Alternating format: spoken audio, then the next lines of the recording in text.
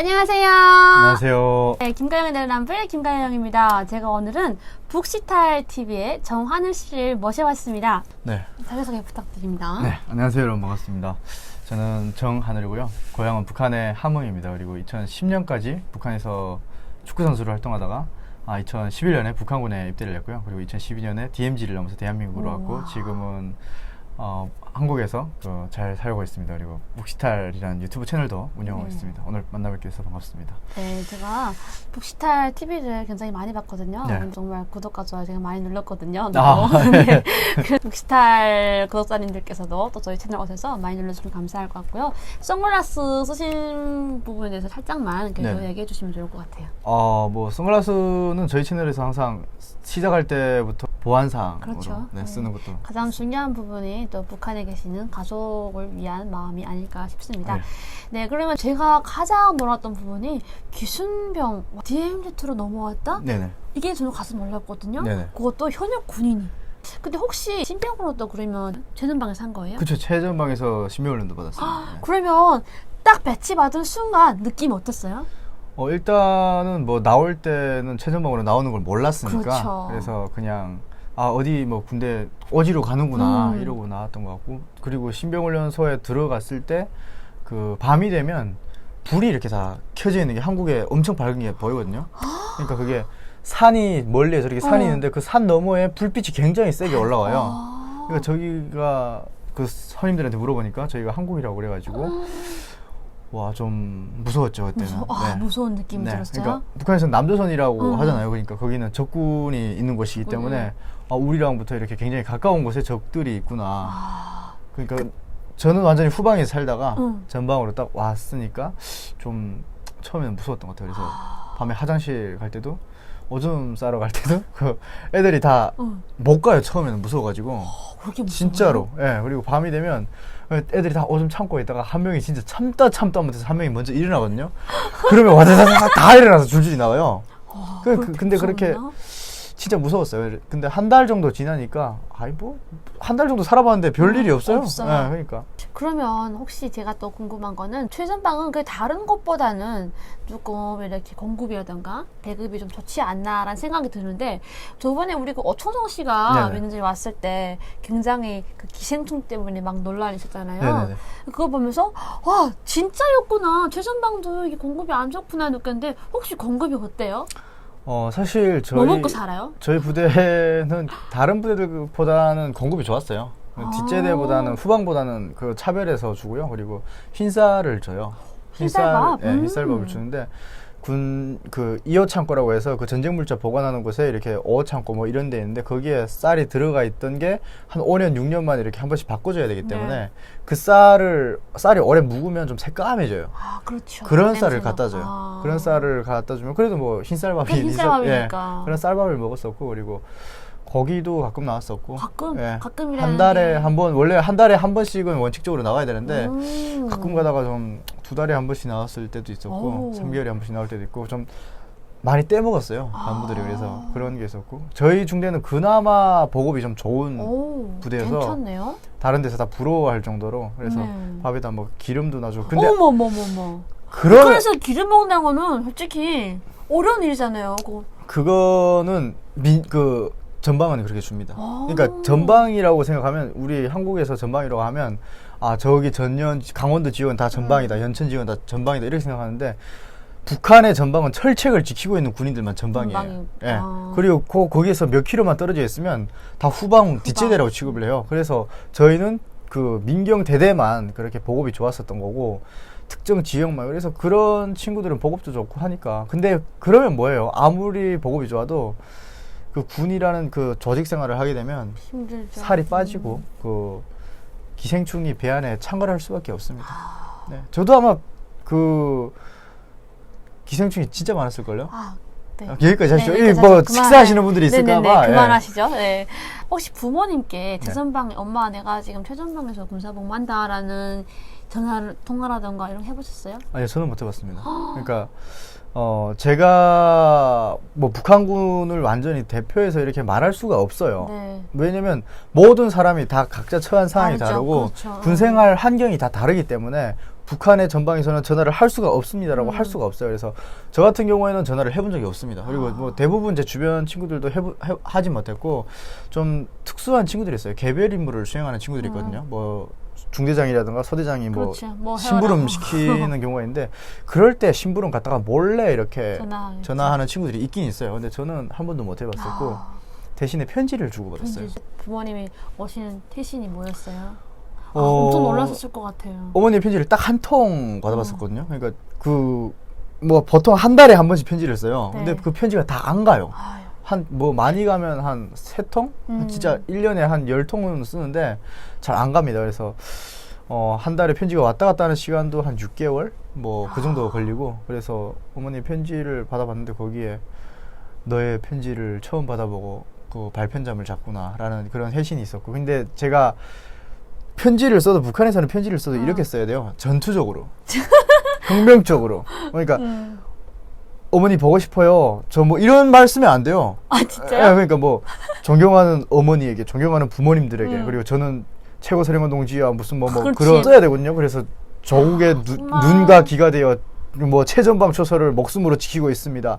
그러면서 군생활을 너무 잘하고 있으니까 걱정하지 마시라. 그렇지. 영웅돼서 돌아가겠습니다. 뭐 이런 식으로 편지를 써야 되거든요. 그러면 또 부모님도 솔직히 그에 맞는 회답을 해주셔야지 거기에다가 뭐 어머 괜찮니 막 이런 걸 못 물어보거든요. 맞아요. 그래서 예. 아. 어머니 그렇게 편지를 쓰니까 어머니가 그냥 너의 편지를 처음 받아보고 발편점을 잡구나 뭐 이런 아유. 게 있어. 그걸 보면서 엄마가 정말 걱정을 많이 했구나라는 생각이 들어서 항상 편지 쓸 때 걱정하지 말라는 멘트를 꽉꽉 채워서 보냈어요. 아유. 저는 잘 먹고 잘 살고 있다고. 잘 먹고 예. 산다고 했다가 그랬는데 정말 또 굉장히 가슴 아픈 것을 제가 질문한 것 같습니다. 괜찮습니다. 네. 그러면 최전방에서 그 대한민국을 딱 본 순간 네. 어땠나요? 처음에 딱 봤을 때는 그 산이 이렇게 있어요. 초소가 이렇게 있는데 북한 여기서 GP 쪽에서 생활하신 분들은 아마 잘 아실 거예요. 보면 북한 쪽에 감시대라고 있어요. 근데 보면 초소가 이렇게 있는데 여기에 탁 올라오면 한국 초소가 딱 보이고 이 네. 뒤로 넘어가면 한국 쪽이 안 보여요. 안 보여요? 예, 근데 딱 넘어와서 감시대 첫 근무소로 딱 올라왔는데 저희가 남조선이야라고 선임들이 딱 가르치는 거 봤는데 산에 나무들이 너무 많은 거예요. 그렇지. 예, 그리고 그 초소들이 있는데 저기 뭐 이런 초소들이 딱 보여요. 보이는데 너무 좀 깨끗한 거예요. 오, 거기 정 막- 오는 느낌도 예, 들고. 거기 막 성 같은 그런 느낌이 들고 그래서 보면서 뭐 그거 표현할 수가 없죠. 그래서 저게 남조선 초소입니까? 뭐 이런 식으로 그러니까 저게 계래군 초소다. 뭐 이래 해요. 그래서 뭐 그 뒤로부터 뭐 제가 맡아야 될 뭐 전투 임무 같은 것도 다 이렇게 맡고 그리고 보면서 들었던 생각은 생각보다 깔끔하네라는 생각이 좀 들었고 왜 그런 생각을 했냐면 북한에 있을 때도 집에서 나오기 전에 어머니한테서 한국이 잘 산다는 얘기는 어느 정도 들었어요. 왜냐면 어머니가 옆집 아주머니랑 정말 친해가지고 둘이 막 얘기를 하는데 저는 뭐 안 듣는 척 하죠. 안 듣는 척 하면서 어머니 옆에서 이렇게 뭐 놀고 그러면서 들었는데 두 분이 누워서 하는 얘기가 뭐 남조선이랑 이렇게 직접적으로 경제 교류를 하면 북한이 이 정도로 못 살지는 않는다라는 얘기를 하는데 그걸 들으면서 한국이 잘 사는구나 그런 하는 얘기 생각을 좀 굉장히 했던 것 같아요. 많이 하죠. 예. 그러면 고향에 있을 때 어머님들이 그런 귓속말을 네네. 네, 들으면서 잘 산다는 걸 알았고 한국 딱 보는 순간 진짜로 한국이 좀 잘 사는 것 같다라는 어찌 보면 그런 생각도 있었겠네요. 그렇죠. 그러면 그래서 그런 확신이 그 어머니의 말이 빈말이 아니었구나 어느 정도 근거가 있는 말이었구나라는 생각이 좀 들었던 것 같아요. 네. 한국 노래랑 막 이런 게 막 나오잖아요. 그 대북방송 대남방송은 그때 저희가 서로 중단할 때였어가지고 남북한이 그때 아마 이런 게 없었을 때였어요. 네. 그러면 대한민국 군인들은 혹시 봤나요? 뭐 보면은 가끔 가다가 와가지고 한국 군인들이 뭐 보여가지고 저저저거 하는데 솔직히 잘 안 보여요. 진짜로 잘 안 보입니다. 그럼 이거 쏘면 봤나요? 네, 쌍용으로 거리가 1.5km, 2km 막 이렇게 되는데 그런 거리에서 이렇게 육안으로 잘 안 보이거든요. 안 보여요. 그래서 쌍용으로 이렇게 보면 보이는데 그리고 군인들이 항상 나와 있고 그러지 않아요. 정말요? 예, 보면은 우리 북한 군인 항상 나와 있잖아요. 예, 한국에서 보면은 뭐 농사 짓는 군인들도 보이고 뭐 그러는데 한국 군인들 잘 안 나와요. 근데 뭐 제가 근무를 잘 안 써서 그런지 모르겠는데 행신 대천하네. 그게 잘 안 보여요. 잘 안 보여요. 그리고 가끔 가다가 보이는 게 그 철책에 한국 쪽 철책을 보면 그 북한에서는 사판이라 부르거든요. 네네. 아무튼 뭐 이렇게 말씀드리면 아실 분들이 있을지 모르겠지만 철책에 그 길이 쭉 있어요. 발자국 자리를 찍히느라고 그게 누가 넘었는지 그런 걸 확인하기 위해서 그게 있는데 북한은 거기에 전기선이 있는데 거기 들어가서 우리가 직접 풀을 다 뽑거든요. 왜냐면 풀이 무성하면 그게 누가 넘어가는지 확인할 수가 없어요. 그리고 발자국 자리를 찍기 위해서 거기에 밭처럼 이렇게 찬 이런 금을 남겨요. 그런 걸 남기는데 한국 쪽은 나와서 그걸 약 뿌리고 들어가요. 어머머머. 그리고 막 보면은 조끼 같은 거 입은 사람들이 나와가지고 그런 거 볼 때면은 막 좀 너무 너무 다르죠. 비교가 되는 거예요. 아씨 뭐야 누구는 이렇게 막 그 열심히 뻗고 있는데. 풀이 또 여름에 많이 나거든요. 여름에 땀 빨빨 흘리면서 무기 메고 들어가서 그걸 하고 이렇게 들어가면 얘네는 나와서 뭐 농약 같은 거 쭉 뿌리고 쭉 들어가는 거예요. 그것도 군인이 하는 게 아니고. 모르겠어. 그때는 조끼를 입고 나와가지고 근데 저희는 군인인 줄 알았거든요. 근데 한국에 와서 알고 보니까 뭐 민간에서 들어가서 하는 거예요. 것도 있고 군인들이 직접 하는 데도 있고 그래서 그렇대요? 좀 다르더라고요. 거기에서 시대마다 좀 다르고 근데 가장 중요한 거는 하는 방식이 너무 차이가 나니까 거기에서 그렇죠. 현타가 왔죠. 제가 봤을 때는 좀 차이가 많이 나니까 과거에는 뭐 직접 들어가서 풀 뽑고 막 그랬다고 하더라고요. 네. 근데 제가 봤을 때는 막 약 뿌리고 들어가니까 좀 신기했던 것 같아요. 정말 최전방에서 딱 군사범하면 어떤 느낌일까 항상 궁금했는데 오늘 좀 그런 궁금한 부분을 제가 여쭤봤는데 시청자분들도 조금 도움됐으면 좋겠고 마지막으로 탈북 스토리 왜 탈북 결심했는지 이런 거는 북시탈 TV에 아주 구체적으로 나와 있더라고요. 그래도 궁금하잖아요. 혹시 탈북을 왜 결심했는지 이 부분만 듣겠습니다. 왜 탈북을 결심했는지? 네. 사실 저는 군에 나올 때 2011년에 군에 나왔는데 2012년 4월 15일이면 아마 우리 가영 씨도 아실 거예요. 북한에서 조국 통일을 하겠다. 그럼요. 강성대국의 대문을 열겠다. 네. 김일성 탄생 100돌시다 해가지고 백돌시다. 어마어마했어요. 그래서 그 2012년 4월 15일을 굉장히 기대를 많이 했었고요. 그게 저희 나올 때 통일병사다 해가지고 맞아요. 엄청나게 그 자부심이 있었거든요. 근데 군에 나왔는데 김정일이가 죽었어요. 제가 나왔던 해. 그래서 저는 드는 생각이 가망이 없을 것 같다는 생각이 드는 거예요. 김일성이가 죽었을 때는 제가 뭐 살아보지 못해가지고 모르겠어요. 근데 김정일이 죽었다라고 하니 잘 믿겨지지가 않는 거예요. 방송으로 나오는데. 그래서 어떻게 죽을 수가 있지? 막 이런 생각이 막 들면서 막 그동안에 막 믿고 있던 기둥이 막 무너지는 느낌이 드는 거예요. 그래서 그러면 조국 통일은 누가 하나라는 생각이 좀 들고 막 좀 엄청난 실망감이 몰려왔던 것 같아요. 그래서 군 생활을 하면서 가끔 가다가 그 나무 하러 가면 저희 전방이다 보니까 전단지가 엄청나게 날아가 있어요. 삐라가 정말 많거든요. 근데 그런 걸 딱 주워가면 거기에 뭐 다양한 내용들이 있어요. 근데 보면은 막 무슨 뭐 김정일 욕하는 내용도 있고 막 근데 그런 거 보면 어때요? 화가 나요. 화가 나요? 네, 김정은 욕하고 막 그런 거 있으면 화가 나요. 저를 안 믿는구나. 네, 그때는 사상이 좋았죠. 북한에 살고 있는데 근데 그리고 최전방 근무요원인데 근데 거기에 담기는 내용이 어떠한 내용이어야 되냐면 진짜 그 사람의 그 공감을 살 수 있는 내용이어야 돼요. 그 사람의 심금을 울릴 수 있는 내용이어야 되는데 그게 뭐지?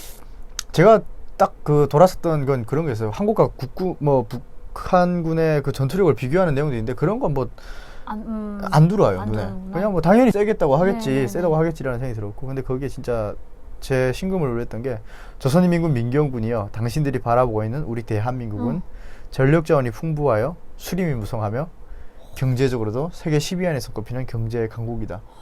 그러니까 넘어와라라는 뭐 그런 내용이었어요.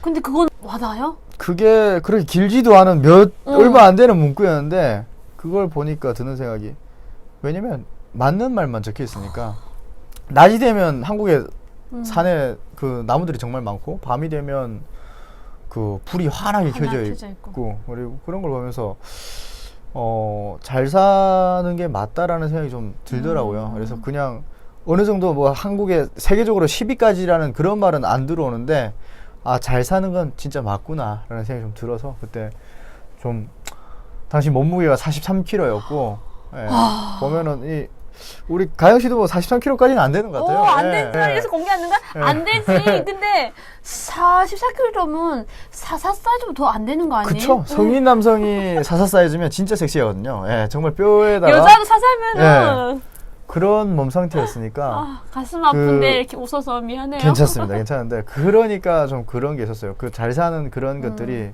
왜냐면 누구는 잘 먹고 잘 살면서 군생활하고 있고 누구는 이렇게 영양실조 걸려가면서 군생활하고 있고 그런 게 좀 불만스러웠던 것 같아요. 그래서 저는 탈북을 좀 해야 대단하다. 되겠다라는 생각을 했던 것 같아요. 되게 빨리 깬 것 같아요. 그런 얘기를 좀 많이 네, 하더라고요. 빨리 깬 것 같아요. 또 그리고 이게 좀 또 지금 세대가 그래서 이 김정은도 가장 두려워하는 게 맞아요. 바로 이거잖아요. 네. 당마당 세대. 이 깨는 게 되게 순간에 탁 깨기 때문에 이렇게 무서운 것 같아요. 철조망을 잘라서 이렇게 막 넘어왔댔잖아요. 그렇죠. 그렇죠. 360볼트인가요?